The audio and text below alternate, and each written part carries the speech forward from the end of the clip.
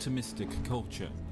Thoradin, the king of Arthor, knew that the mysterious elves in the Northlands were under constant siege by the trolls, but refused to risk the safety of his people in defense of reclusive strangers. Many months passed as rumors of the elves' supposed defeat trickled down from the north. It was only when wary ambassadors from Quel'Thalas reached Strom that Thoradin realized how great the troll threat truly was.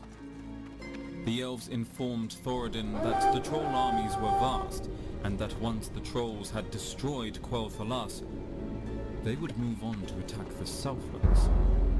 The desperate elves, in dire need of military aid, hastily agreed to teach certain select humans to wield magic in exchange for their help against the warbands. Thoradin, distrustful of any magic, agreed to aid the elves out of necessity. Almost immediately, elven sorcerers arrived in Arthor and began to instruct a group of humans in the ways of magic.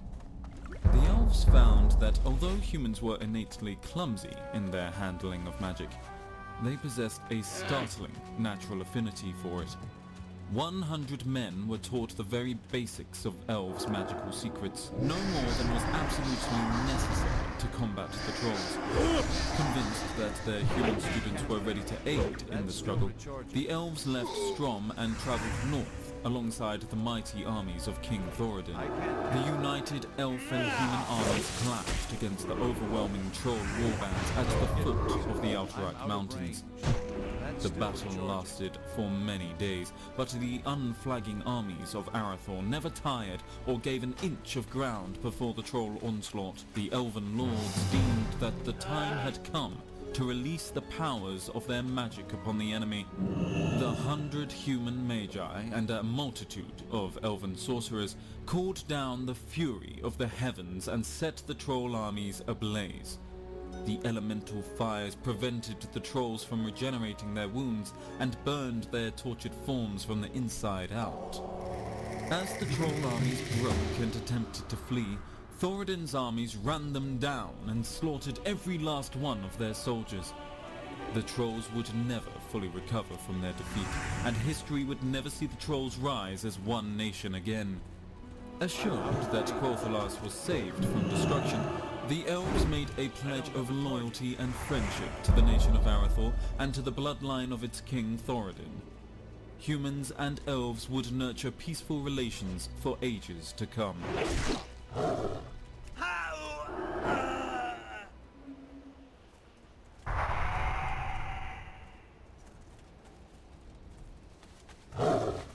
Hey Azeroth, hold on to your helmets because it's that time again. Everlook Broadcasting Co. is about to drop the hottest deals and products of the week.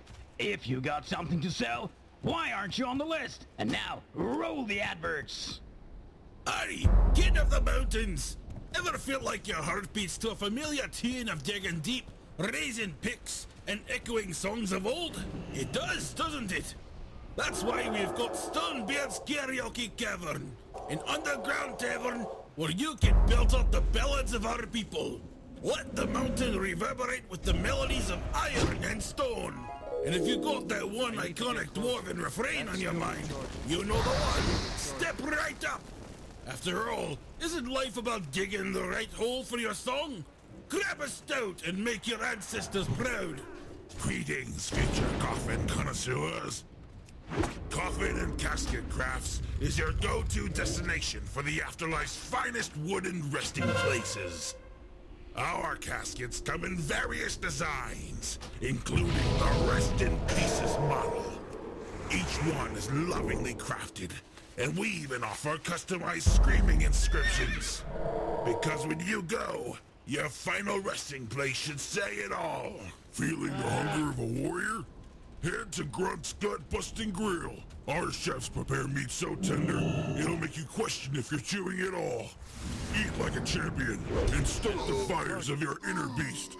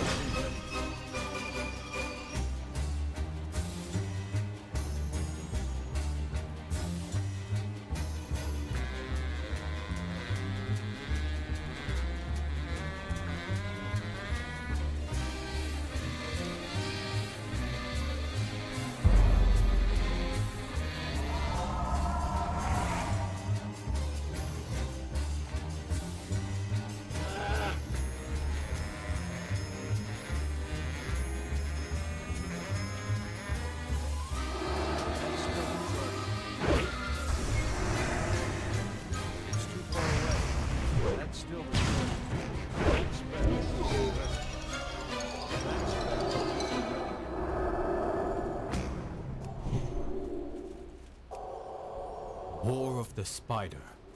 Unearthing Horrors.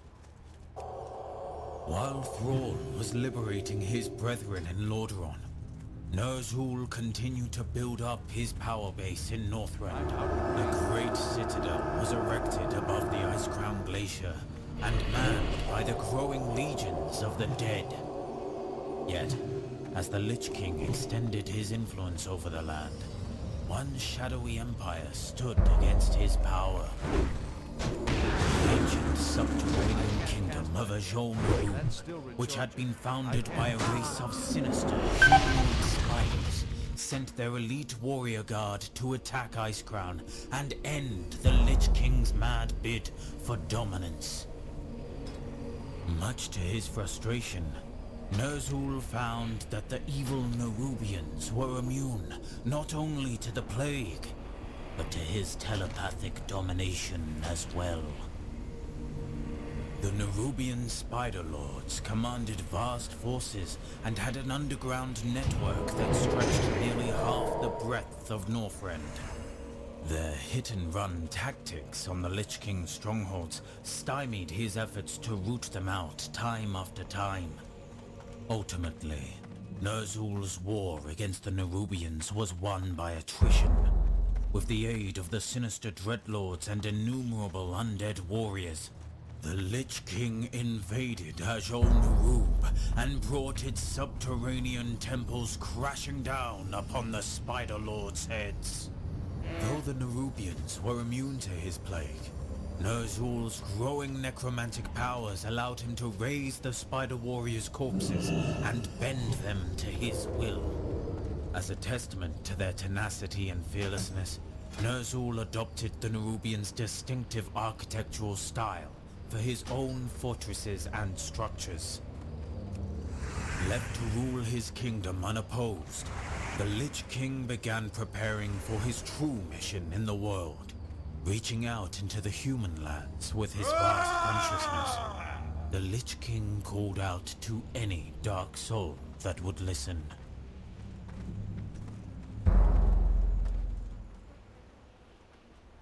Hey folks, Zabo here, transmitting from, well, somewhere safer. Ever been to the Plaguelands? West or east, pick your poison. Figured with real estate prices booming elsewhere, there'd be a killing to make here. Pun intended. Scenic views of the haunting past was my tagline. I even threw in free anti-zombie kits, sold the plot to an adventurer, but he returned it when I realized haunting past wasn't metaphorical. Good thing I kept the deposit.